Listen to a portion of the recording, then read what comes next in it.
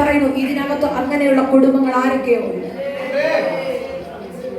രാവിലെ എഴുന്നേറ്റ് നോക്കുമ്പോൾ കടം കൊടുക്കുവാൻ വഴിയില്ലാതെ കരയുന്ന ആരൊക്കെയോ ഇന്ന് പകൽ ഇതിനകത്ത് കേൾക്കുന്നു. ഈ സഹോദരിക്ക് ആകപ്പാടെ വിഷമമായല്ല.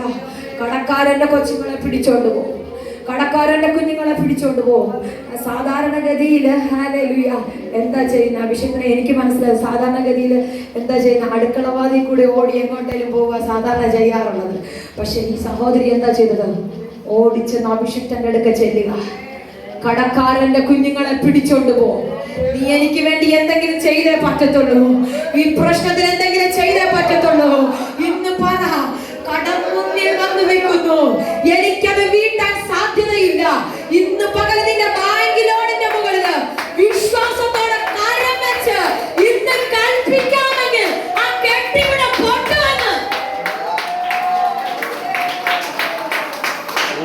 ഓ റബ ശകലമന വൈഡമനമ ആർക്കരമന അടകാരകദന. സ്വർഗ്ഗം തുറന്നപ്പോ അവളോട് പറഞ്ഞു, നിന്റെ വീട്ടിൽ എന്താ ഉള്ളത്, നിന്റെ വീട്ടിൽ എന്താ ഉള്ളത്? ഇന്നതുണ്ട്, ഇന്നതുണ്ട്, ഒരു പിടി മാവും അല്പം എണ്ണയും മാത്രമേ എന്റെ വീട്ടിനകത്തുള്ളൂ.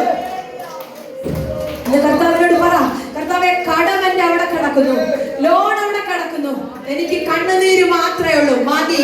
പാവിരിക്ക്, പാവിരിക്ക്.